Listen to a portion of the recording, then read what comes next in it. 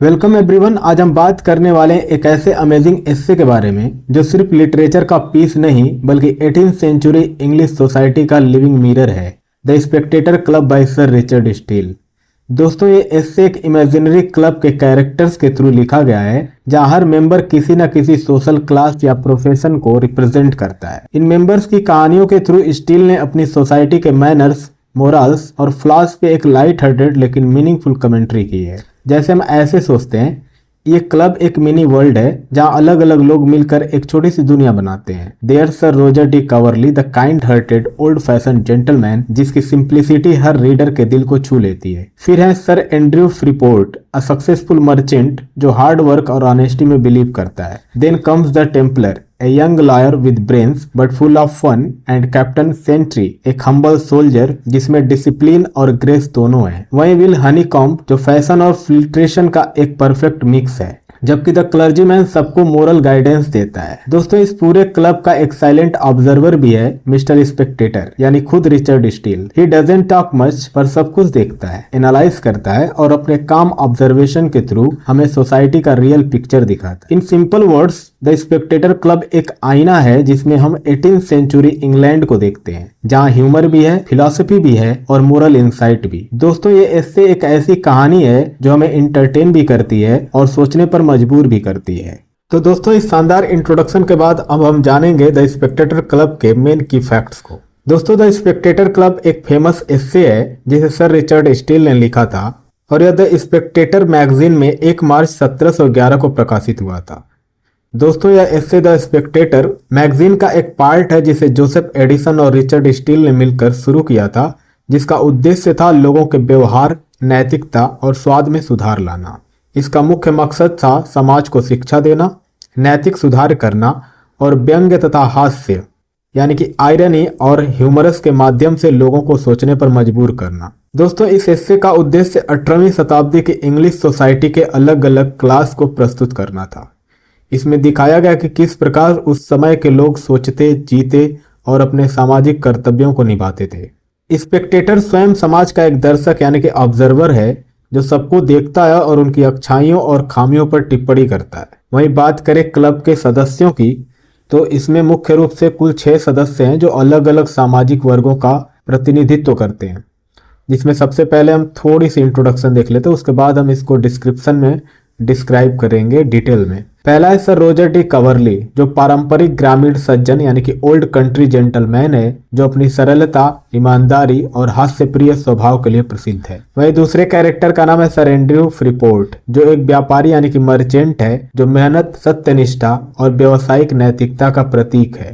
वहीं तीसरे कैरेक्टर का नाम है द टेम्पलर जो कानून का छात्र यानी कि लॉ का स्टूडेंट है, जो विद्वता और बुद्धिमत्ता का सिंबल है। वहीं अगले कैरेक्टर का नाम है कैप्टन सेंट्री जो एक सोल्जर है जिसमें साहस, अनुशासन और विनम्रता का आदर्श है। वहीं अगले कैरेक्टर का नाम है विल हनीकॉम्ब जो एक सामाजिक व्यक्ति यानी कि मैन ऑफ फैशन है, जो सभ्य, समाज और शिष्टाचार का सिंबल है। वहीं अगला कैरेक्टर का नाम है द क्लर्जी मैन जो कि एक धार्मिक व्यक्ति, मैन ऑफ फेथ है, जो आध्यात्मिकता और नैतिकता का सिंबल है। दोस्तों, बात करें इसके मेन फीचर्स की, तो यह इससे एक फिक्शनल है, लेकिन इसमें दिखाया गया प्रत्येक कैरेक्टर वास्तविक समाज से प्रेरित है। दोस्तों, इस हिस्से में ह्यूमरस, आयरनी और मोरल एजुकेशन का सुंदर ब्लेंड है। यह ऑगस्टन एज की सामाजिक, नैतिक और बौद्धिक सोच का प्रतिबिंब है। दोस्तों, स्टील ने हर सदस्य के माध्यम से समाज के विभिन्न पहलुओं जैसे व्यापार, धर्म, परंपरा, आधुनिकता और शिष्टाचार का चित्रण किया है। वहीं बात करें इसके सिग्निफिकेंस की,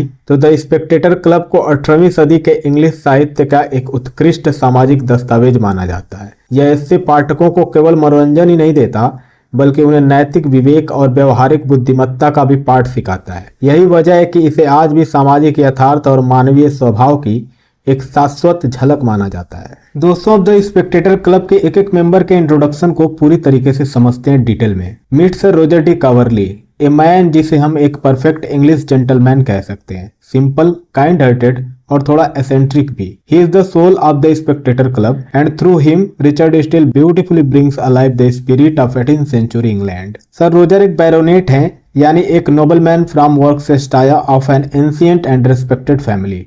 दोस्तों, लोग कहते हैं उनके ग्रेट ग्रैंडफादर ने वो फेमस कंट्री डांस इन्वेंट किया था जिसे रोजर डी कावर्ली डांस कहते हैं।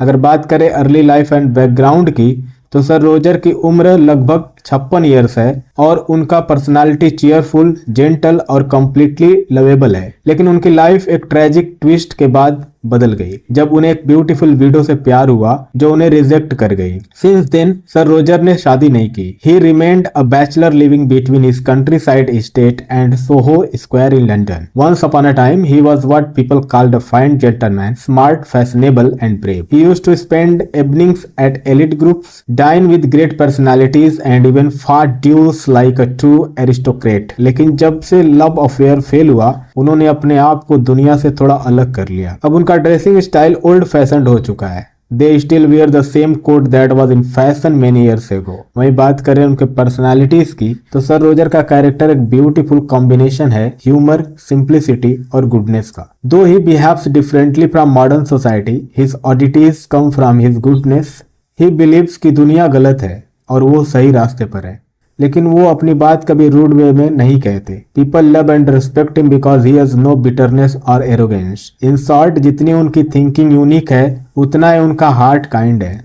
सर रोजर देखते हैं दुनिया को इनोसेंट लेंस से। उनके लिए मोरालिटी और सिंसियरिटी सबसे इंपॉर्टेंट है। ही लिसन्स मोर, स्पीक्स लेस, और जब बोलते हैं तो हर सेंटेंस विजडम से भरा होता है। वही बात करें उनके सोशल बिहेवियर और रिलेशनशिप की, तो सर रोजर अपने सर्वेंट्स और टेनेंट्स के साथ ह्यूमन बिहेवियर रखते हैं। उनका मैनर एक मॉडल ऑफ हैप्पीनेस है। सब वहाँ खुश हैं, फेथफुल है और उनसे प्यार करते हैं। He is a justice of peace, और अपने कंट्री में उनका जज लाइक स्टेटस है। बट अनलाइक टिपिकल जज, he uses compassion before punishment. उस जमाने की सोसाइटी में जहाँ लैंडलॉर्ड्स रूड और स्ट्रिक्ट होते थे, सर रोजर एक जेंटल मास्टर है। उनका मोटो है rule with kindness, not with fear. उनका ह्यूमर सटल और वार्म है। जब वो लंदन में रहते हैं तो सोहो स्क्वायर में लोग उन्हें रेस्पेक्ट से देखते हैं, और जब कंट्री साइड में जाते हैं लोग उनके आसपास गेदर करते हैं उनकी खुशमिजाजी और ऑनेस्ट नेचर के लिए। वही बात करें उनके मोरल और इमोशनल डेप्थ की, तो sir Rogers moral strength lies in his faith and integrity. उनके एक्शंस एक मोरल गाइड जैसे हैं। बिना प्रीच किए वो लोगों को राइट और रॉन्ग सिखाते हैं। उनका हार्ट ब्रेक उन्हें बिटर नहीं बनाता, बल्कि और जेंटल और अंडरस्टैंडिंग बना देता है। उनमें एक टच ऑफ मेलंकली भी है, क्योंकि वो हमेशा अपने लॉस्ट लव को याद करते हैं, और वो सैडनेस उनके अंदर एक इमोशनल ग्रेस ले आती है, जिसे देख के रीडर उनसे और ज्यादा कनेक्ट करता है। वहीं बात करें इसके सिंबॉलिक इंपॉर्टेंस की, तो sir Roger represents the old moral England, एक ऐसी सोसाइटी जहां काइंडनेस और डिसेंसी सबसे बड़ा वर्चू था। स्टील ने उनके कैरेक्टर के थ्रू दिखाया कि मॉडर्नाइजेशन के बावजूद एक गुड हार्ट और मोरल प्यूरिटी कभी पुराने नहीं होते। He also symbolises human balance between tradition और चेंज, लोग, लॉजिक और emotion, humour and seriousness. Through him Steele और एडिसन दोनों ने एक मैसेज दिया, true nobility lies not in birth और wealth but in goodness of heart. His role in the Spectator club की बात करें, in the Spectator club sir Roger एक ऐसे मेंबर हैं जो हर डिस्कशन में वार्मथ और विजडम ले आते हैं। उनका ह्यूमर सोसाइटी के प्रिटेंटियस लोगों पर जेंटल सटायर करता है। जब उनके intellectual friends like sir Andrew या द टेम्पलर आर्गुमेंट करते हैं, तो सर रोजर उन्हें पोलाइटली ह्यूमन साइड याद दिलाते हैं। भले ही वो ओल्ड फैशन्ड हैं, पर उनका मोरल चार्म और जेन्युइन ह्यूमैनिटी सब पर छा जाता है। क्लब के सब लोग उन्हें रिस्पेक्ट करते हैं और उनके बिना वो ग्रुप अधूरा लगता है। कुल मिला के हम कह सकते हैं कि सर रोजर डी कावर्ली एक टाइमलेस कैरेक्टर हैं।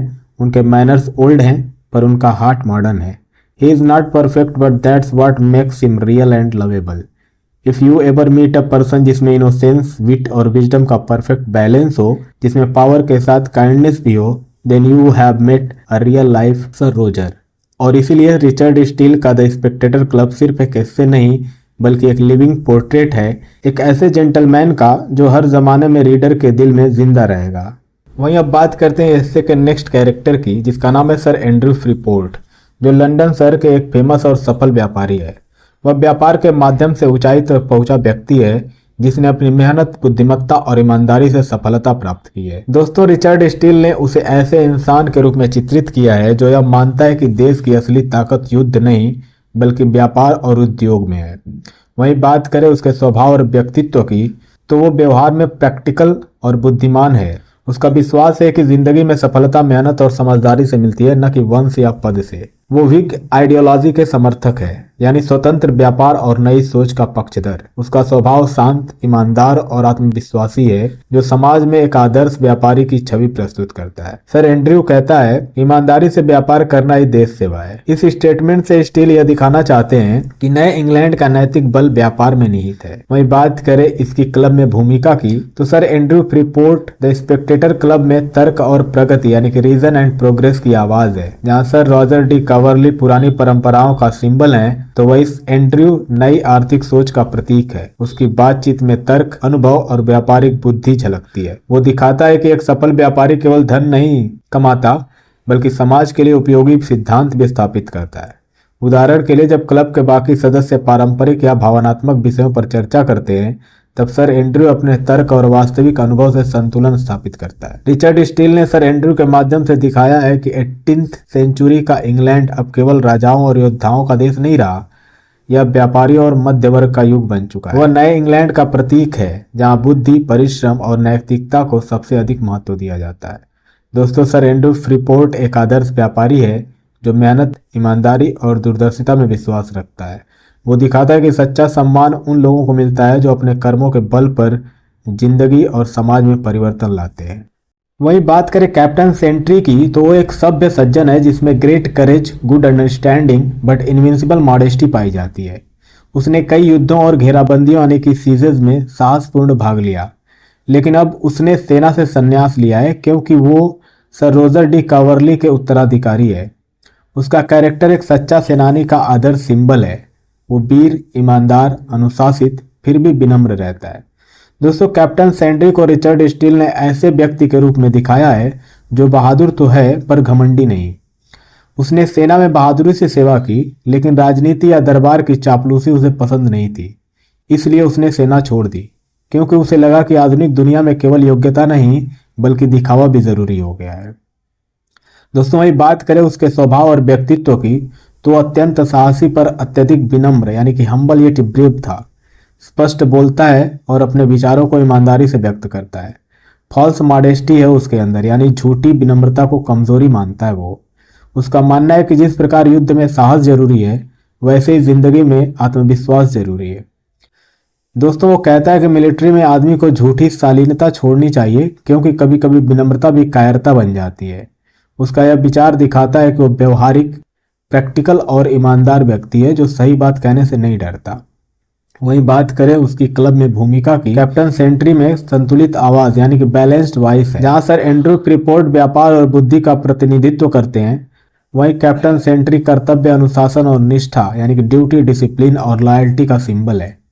उसका सैन्य यात्राओं के अनेक अनुभव क्लब की बातचीत की रोचक और गहन बनाते हैं। वहीं बात करें उसके प्रतीकात्मक अर्थ की, तो कैप्टन सेंट्री इंग्लैंड के उस वर्ग का प्रतिनिधित्व करता है जो वीरता और ईमानदारी पर विश्वास रखता है, न कि दिखावे या दरबार के प्रभाव पर। वो उस जेंटलमैन सोल्जर का प्रतीक है जो केवल आदेशों का पालन नहीं करता, बल्कि मानवता और नैतिक जिम्मेदारियों को भी समझता है। दोस्तों, कैप्टन सेंट्री एक आदर्श सैनिक है जो साहस से जीता है पर विनम्र रहता है, जो सच्ची निष्ठा में विश्वास रखता है, न कि राजनीति और छल में।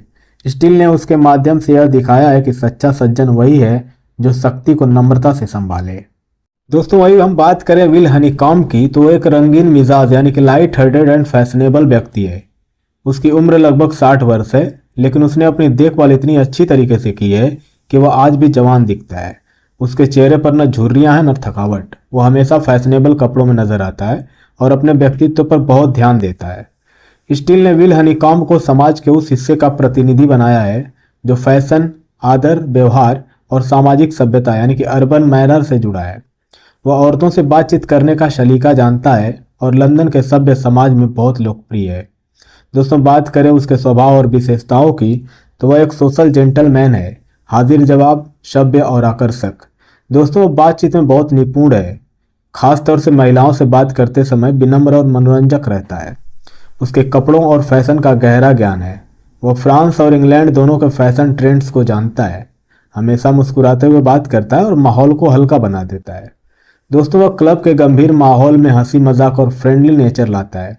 यह कैरेक्टर दिखाता है कि समाज में केवल बुद्धिमत्ता ही नहीं, बल्कि अच्छे व्यवहार और प्रस्तुति यानी कि प्रेजेंटेशन की भी कीमत होती है। वहीं बात करें उसके क्लब में भूमिका की, तो will honeycomb the Spectator club को एक नया रंग देता है। वह गंभीर चर्चाओं में मनोरंजन और सामाजिक दृष्टिकोण जोड़ता है। उसकी मौजूदगी से क्लब में रौनक और ताजगी बनी रहती है। वह उस अर्बन कल्चर का प्रतिनिधि है जिसमें सभ्यता, फैशन और हंसी मजाक का संतुलन दिखता है। वहीं बात करें इसके प्रतीकात्मक अर्थ की, तो स्टील ने उसके जरिए यह दिखाया है कि 18वीं सदी का इंग्लैंड केवल मोरालिटी और इंटेलेक्ट से नहीं चलता, उसे मैनर्स और सोफिस्टिकेशन की भी आवश्यकता होती है। दोस्तों, will honeycomb modern urban gentleman का प्रतीक है जिसमें शालीनता है पर गहराई नहीं, स्टाइल है पर आध्यात्मिक गंभीरता नहीं। दोस्तों, will honeycomb the Spectator club का सबसे आकर्षक और मनोरंजक सदस्य है। वह उस दौर का फैशन, रोमांस और सामाजिक जीवन का जीवंत चित्र है। उसकी उपस्थिति से स्टील के क्लब में संतुलन आता है, जहाँ एक और गंभीरता है वहीं दूसरी ओर हंसी मजाक और जीवन रस भी। दोस्तों, एक पंक्ति में कहा जाए तो विल हनीकॉम्ब वह सज्जन जो 18वीं सदी के समाज का फैशन और सभ्यता का एक चेहरा है। तो वहीं हम बात करें इस एस्से के एक और कैरेक्टर की जिसका नाम है क्लर्जीमैन। वो एक बहुत ही दार्शनिक और विद्वान व्यक्ति है, a very philosophic man of gentle learning. वह क्लब में बहुत कम आता है, लेकिन जब भी आता है तो अपनी सादगी और विचारों से वातावरण को सकारात्मक बना देता है। उम्र में वह वरिष्ठ है और अब चर्च की सभी जिम्मेदारियां पूरी तरह निभाने में सक्षम नहीं है, इसलिए वह मुख्य रूप से उपदेश यानी कि प्रीचिंग और शिक्षाओं में लगा रहता है। दोस्तों, क्लर्जीमैन एक शांत और धर्मपरायण व्यक्ति है। वह जीवन को बहुत गंभीरता और पवित्रता से देखता है। वह ज्यादा बोलता नहीं, लेकिन जब भी बोलता है तो उसका हर शब्द ज्ञान और अनुभव से भरा होता है। बात करें उसके स्वभाव और विशेषताओं की, तो फिलोसफिकल और सुसंस्कृत यानी कि बहुत दार्शनिक और वेल ब्रेड व्यक्ति है। वो संयमी और गंभीर, कभी व्यर्थ की बात नहीं करता। चर्च से जुड़ा हुआ है, लेकिन इसका सोच दायरा व्यापक और मानवीय है। दोस्तों, जब क्लब में कोई धार्मिक या नैतिक विषय आता है तो वह बहुत अधिकार पूर्वक बात करता है। उसके व्यक्तित्व में सच्चाई यानी कि इंटीग्रिटी और ईमानदारी यानी कि प्रोबिटी है, जिसके कारण लोग उससे प्रभावित रहते हैं। वहीं बात करें उसकी क्लब में भूमिका की, तो क्लर्जीमैन क्लब में उस उच्च नैतिक मूल्यों का प्रतिनिधित्व करता है जो समाज को संतुलित बनाते हैं। जहां सर एंड्रयू फ्रीपोर्ट व्यापार का और कैप्टन सेंट्री साहस का प्रतिनिधित्व करते हैं, तो वहीं क्लर्जीमैन आत्मिक शांति और सदाचार यानी कि स्पिरिचुअल पीस एंड वर्चू का प्रतीक है। उसकी उपस्थिति क्लब के बौद्धिक वातावरण को एक गंभीर और संतुलित दिशा देती है। दोस्तों, रिचर्ड स्टील ने क्लर्जीमैन के माध्यम से यह दिखाया है कि 18वीं सदी के इंग्लैंड में धर्म अब केवल पूजा पाठ नहीं रहा, बल्कि यह समाज की नैतिक रीढ़ यानी कि मोरल बैकबोन था। क्लर्जीमैन यह सिखाता है कि सच्ची महानता भक्ति में नहीं बल्कि नम्रता, ज्ञान और सेवा भाव में होती है। दोस्तों, क्लर्जीमैन द स्पेक्टेटर क्लब का सबसे शांत, गंभीर और पवित्र सदस्य है। वह धार्मिक जीवन, सादगी और ईमानदारी का प्रतीक है। वह यह संदेश देता है कि समाज में जितनी आवश्यकता बुद्धि और साहस की है, उतनी धर्म और नैतिकता की भी है। एक पंक्ति में कहा जाए तो क्लर्जीमैन वह आवाज है जो क्लब में ईश्वर की उपस्थिति और मानवता की जिम्मेदारी की याद दिलाता है। दोस्तों, वही बात करें मिस्टर स्पेक्टेटर यानी कि रिचर्ड स्टील और जोसेफ एडिसन द्वारा रचित द स्पेक्टेटर क्लब का सबसे केंद्रित और मुख्य कैरेक्टर है। वह पूरे एस्से का नरेटर है और ऑब्जर्वर है, यानी यह वही व्यक्ति है जिसके दृष्टिकोण से हमें क्लब के सभी कैरेक्टर्स और इवेंट्स के बारे में जानकारी मिलती है। दोस्तों, मिस्टर स्पेक्टेटर एक ऐसा व्यक्ति है जो बोलने से ज़्यादा देखने और सोचने में विश्वास रखता है। वह समाज को चुपचाप देखता है, लोगों के व्यवहार को विश्लेषित करता है और फिर उन सब पर विचार पूर्वक कमेंट करता है। दोस्तों, द स्पेक्टेटर के पहले अंक में वह स्वयं को कुछ इस तरह पेश करता है। वह भीड़ में रहकर भी अकेला रहना पसंद करता है, अपने आसपास की हर चीज को ध्यान से देखता है, लेकिन बहुत कम बोलता है। दोस्तों, मिस्टर स्पेक्टेटर एक साइलेंट ऑब्जर्वर है जो समाज और जीवन को तटस्थ दृष्टि से देखता है। हर वर्ग के लोगों, अमीर, गरीब, बुद्धिजीवी, सैनिक, व्यापारी सभी को देखता है और उनके व्यवहार से समाज की तस्वीर बनाता है। बात करें उसके स्वभाव और विशेषताओं की, तो कम बोलने वाला यानी कि साइलेंट और अधिक सोचने वाला यानी कि थॉटफुल व्यक्ति है। उसका उद्देश्य समाज की गलतियों को बिना कठोरता के दिखाना है। वह खुद किसी चर्चा में बहुत हिस्सा नहीं लेता, लेकिन दूसरे की बातों को ध्यान से सुनकर उस पर कमेंट करता है। उसमें क्रिटिसाइज का विनम्र तरीका है जो न तो व्यंग्यात्मक है और न ही अशिष्ट। दोस्तों, रिचर्ड स्टील ने मिस्टर स्पेक्टेटर के माध्यम से एक ऐसा दृष्टिकोण बनाया है जिससे समाज को हास्य और नैतिकता दोनों के संतुलन में देखा जा सके।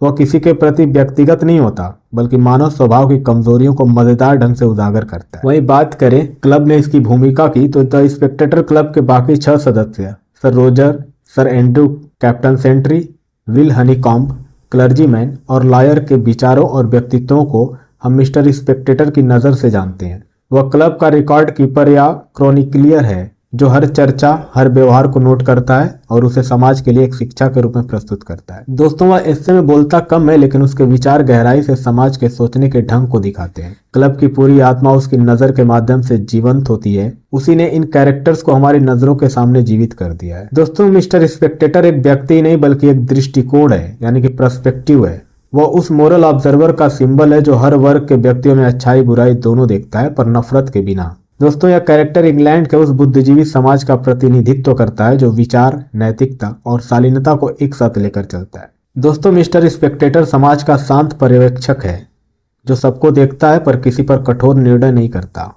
वह हमें सिखाता है कि हंसी और विचार दोनों से जिंदगी को समझा जा सकता है। दोस्तों, एक पंक्ति में कहें तो मिस्टर स्पेक्टेटर एक शांत दर्पण है जो समाज को दिखाता नहीं बल्कि उसे समझने में मदद करता है।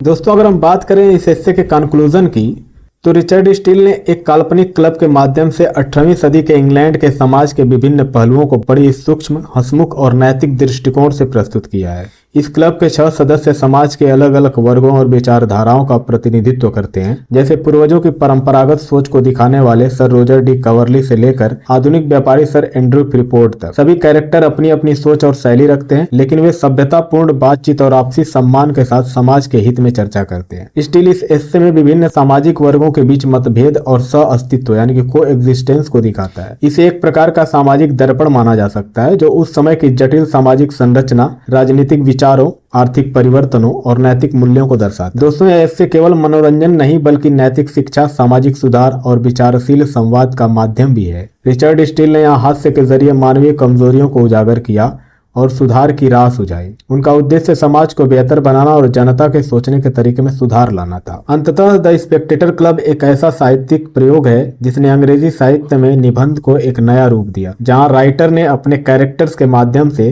समाज की विविध आवाजों को जीवंत किया। यह एस्से आज भी मानवीय व्यवहार, समाज और राजनीति की गहरी समझ के लिए इंस्पिरेशन। दोस्तों, संक्षेप में अगर हम कहें तो द स्पेक्टेटर क्लब हमें सिखाता है कि भले ही समाज में विविधता हो, लेकिन तर्क, विनम्रता और सहिष्णुता से हम एक बेहतर और समझदार समाज बना सकते हैं। दोस्तों, यह इससे हंसी मजाक और गंभीरता के मेल से समाज सुधार का एक कालजयी नमूना है। दोस्तों, हम बात करेंगे एक ऐसे कैरेक्टर का जिसका नाम है लॉयर। दोस्तों, एक ऐसा कैरेक्टर है जो बुद्धिमत्ता, तर्क और विवेक का प्रतिनिधित्व करता है। दोस्तों, यह कैरेक्टर दूसरे कैरेक्टर्स की तरह बहुत प्रसिद्ध नहीं है क्योंकि उसका नाम नहीं बताया गया है। उसे केवल एक नेमलेस लॉयर कहा गया है। फिर भी वह क्लब का एक आवश्यक सदस्य है क्योंकि वह विवेकशील सोच और न्यायप्रिय दृष्टिकोण लेकर आता है। दोस्तों, वकील उस युग के कानूनी पेशे यानी कि लीगल प्रोफेशन और बौद्धिक वर्ग यानी कि इंटेलेक्चुअल क्लास का प्रतिनिधि है। रिचर्ड स्टील ने उसे एक ऐसे व्यक्ति के रूप में पेश किया है जो कानून, तर्क और सच्चाई में विश्वास रखता है। वह कानून की जानकारी रखते हुए भी बहुत शांत और संयमी स्वभाव का है। वह बहस करना जानता है लेकिन बेवजह विवाद नहीं करता। उसके विचारों में तर्क, तार्किकता यानी कि रेशनैलिटी और बुद्धिमत्ता साफ झलकती है। दोस्तों, बात करें उसके स्वभाव और विशेषताओं की तो गंभीर, विचारशील और न्यायप्रिय व्यक्ति है। उसकी बातचीत में स्पष्टता और गहराई होती है। वो बहुत कम बोलता है पर जो बोलता है उसके तर्क मजबूत और समझदार होते हैं। वो किसी विषय पर निष्पक्ष निर्णय लेने में निपुण है, व्यक्तिगत भावना की बजाय तथा फैक्ट्स और न्याय, जस्टिस को प्राथमिकता देता है। दोस्तों, वकील ऐसा व्यक्ति है जो कानून और विवेक की आवाज बनकर सामने आता है। वह हर बात को प्रमाण और कारण से तोलता है। उसके विचार क्लब में बुद्धिमान विमर्श यानी कि इंटेलेक्चुअल डिस्कशन को एक मजबूत दिशा देते हैं। बात करें इसके क्लब में भूमिका की तो द स्पेक्टेटर क्लब में वकील तर्क और संतुलन यानी कि रीजन एंड बैलेंस का सिंबल है। जहां सर रोजर डी कवर्ली अपनी भावनाओं और परंपराओं से बात करते हैं तो वहीं वकील कानून और विचार के आधार पर निर्णय देता है। उसकी उपस्थिति क्लब की चर्चाओं को गंभीरता और तर्कसंगतता प्रदान करती है। दोस्तों, जब क्लब में कोई सामाजिक या राजनीतिक चर्चा होती है तो वही होता है जो सबको समान दृष्टिकोण से सुनकर निर्णय करता है। बात करें इसके सिंबॉलिक इंपॉर्टेंस की तो वकील उस एजुकेटेड मिडिल क्लास का प्रतिनिधि है जो 18वीं सदी के इंग्लैंड में उभर रहा था। वह दिखाता है कि समाज अब भावनाओं से नहीं बल्कि तर्क और विचार से चलना चाहता है। वह न्याय, सच्चाई और नैतिकता को समाज की बुनियाद मानता है। दोस्तों, वकील द स्पेक्टेटर क्लब का शांत लेकिन बुद्धिमान सदस्य है। वह कानून, विवेक और न्याय का प्रतीक है जो समाज में सच्चाई और सभ्यता की नींव को मजबूत करता है। दोस्तों, उसके माध्यम से रिचर्ड स्टील ने दिखाया है कि किसी क्लब या समाज को चलाने के लिए केवल भावना नहीं बल्कि विवेक और तर्कसंगत सोच की भी आवश्यकता होती है। अगर एक पंक्ति में कहा जाए तो वकील क्लब में समझदारी और न्याय का चेहरा है जो हर चर्चा में संतुलन और तर्क की रोशनी लेकर आता है। तो दोस्तों, अगर आपको ये वीडियो पसंद आई हो तो लाइक, शेयर और सब्सक्राइब करना मत भूलिएगा। Thank you so much.